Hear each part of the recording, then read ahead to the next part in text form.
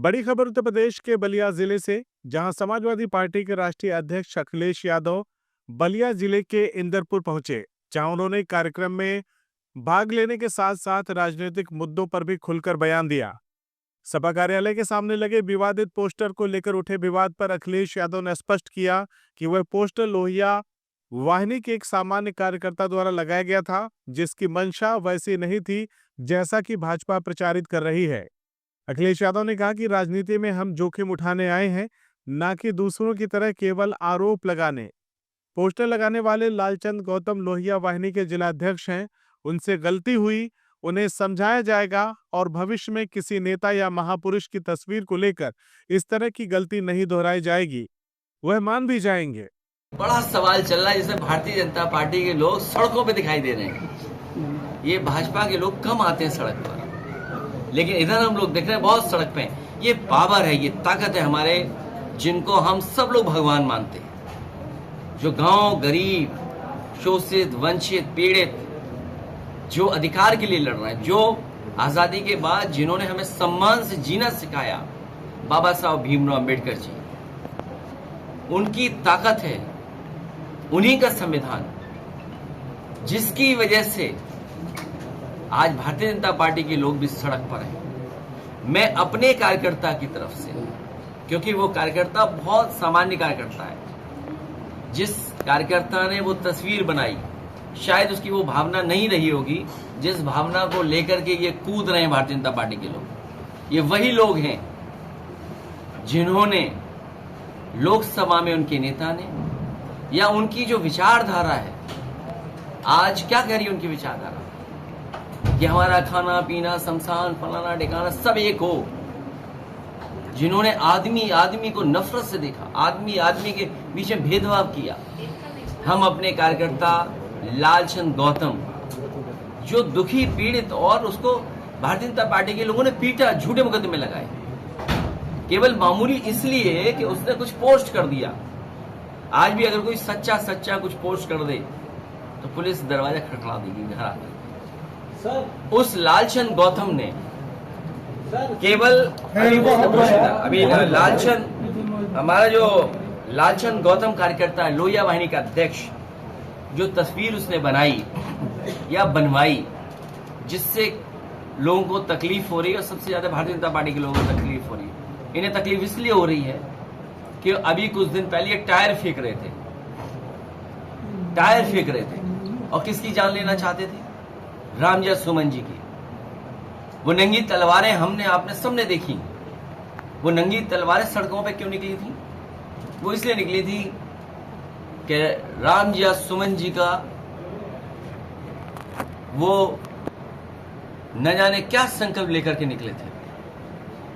उन्हीं में से उनके लोगों ने ये कहा कि न केवल रामजय सुमन जी की हम जान ले लेंगे, बल्कि उनकी पार्टी के जो राष्ट्रीय अध्यक्ष हैं उनकी भी जान ले लेंगे।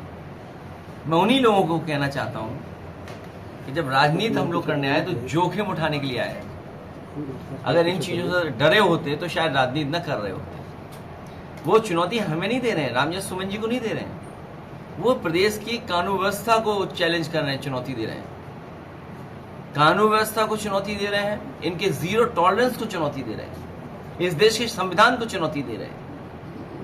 इसलिए हम अपने लालचंद गौतम, समाजवादी पार्टी के लोहिया वाहिनी के जिलाध्यक्ष, जो उससे गलती हुई या गलती उसने की, उसको हम समझाएंगे,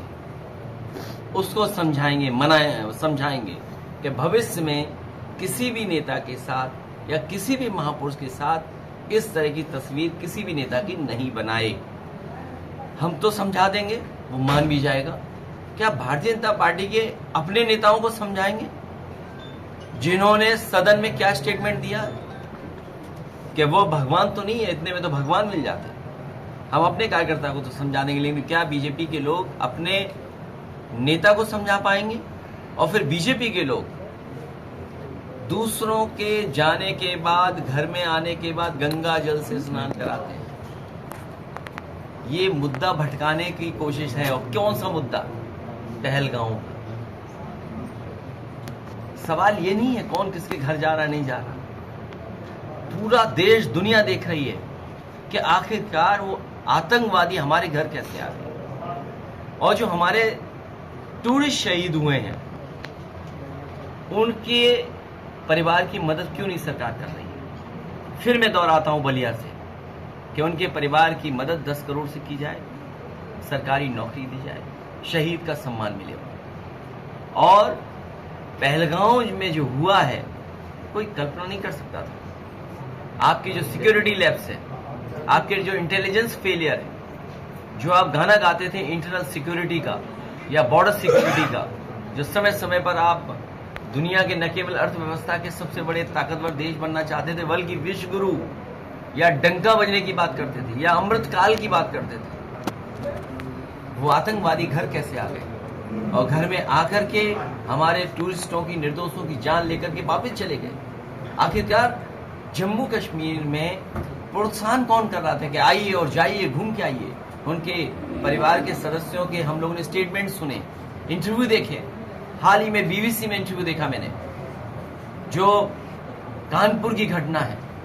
अखिलेश यादव ने जम्मू कश्मीर के पहलगाम में हुए हमले को लेकर भी केंद्र सरकार को आड़े हाथों लिया। उन्होंने अग्निवीर योजना को तुरंत समाप्त करने की मांग करते हुए कहा, इस योजना ने देश की सैन्य मजबूती को कमजोर किया है।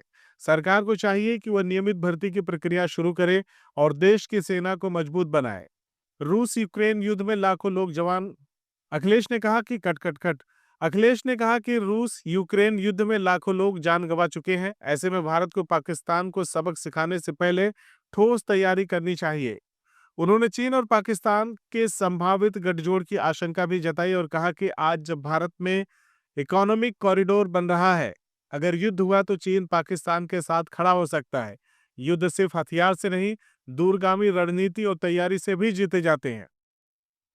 वहीं 2027 के चुनावी गठबंधन पर भी वहीं 2027 के चुनावी गठबंधन पर बोलते हुए अखिलेश यादव ने 2027 के संभावित बीएसपी कांग्रेस गठबंधन पर भी टिप्पणी की। उन्होंने इसे साफ तौर पर नकारते हुए कहा, सपना मत दिखाइए, कांग्रेस और बीएसपी का गठबंधन एक सपना मात्र है। तो सरकार ये कहे कि भाई जो सांसद लोग सुझाव देंगे कड़वा सच भी हो तो सरकार स्वीकार करेगी उन विचारों को, और ये तो सरकार के हाथ में है। पूरा सरकार को फैसला लेना है। हम तो विचार ही दे सकते हैं, हम अपनी बात ही तो कह सकते हैं, हम सवाल ही तो पूछ सकते हैं, बाकी तो फैसला सरकार को लेना है। तो कल क्या आपसे अगर सलाह लिया जाए तो आप क्या सलाह देंगे? अगर मैं कोई कड़वी सलाह दे दूंगा तो हम पे भी पाबंदी लगा देंगे। मीठी दे दीजिए। बलिया के विकास अरे मीठा सुझाव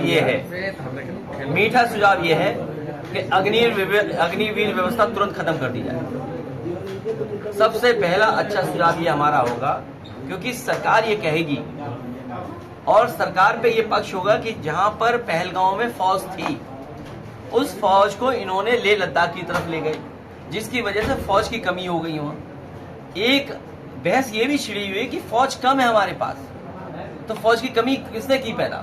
तो ये जो हमारा एक सुझाव है, अग्निवीर व्यवस्था तुरंत खत्म करनी चाहिए और फौज की भर्ती बड़े पैमाने पे, क्योंकि हमारा नौजवान वर्दी पहन करके सीमा की रक्षा करना चाहता है। और इसलिए मैं कहना चाहता हूं, यूक्रेन और रशिया का वॉर हम देख रहे हैं, 1 लाख से ज्यादा लोग मर चुके हैं, 1 लाख, लगभग 2 लाख लोग, और कितने दिनों से युद्ध चल रहा है।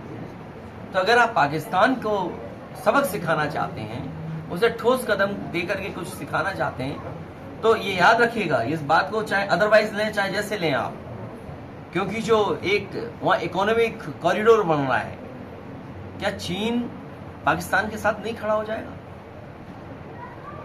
हम लोगों ने अक्साई चीन खोया है, हमने तमाम उत्तराखंड के इलाका खोया है, और जिन लोगों को इतिहास पता होगा वॉर का, चाइना के बाद हमारे 4000 फौज के बड़े अधिकारी से लेकर के छोटे तक प्रिजनर्स बना दिए थे उसने।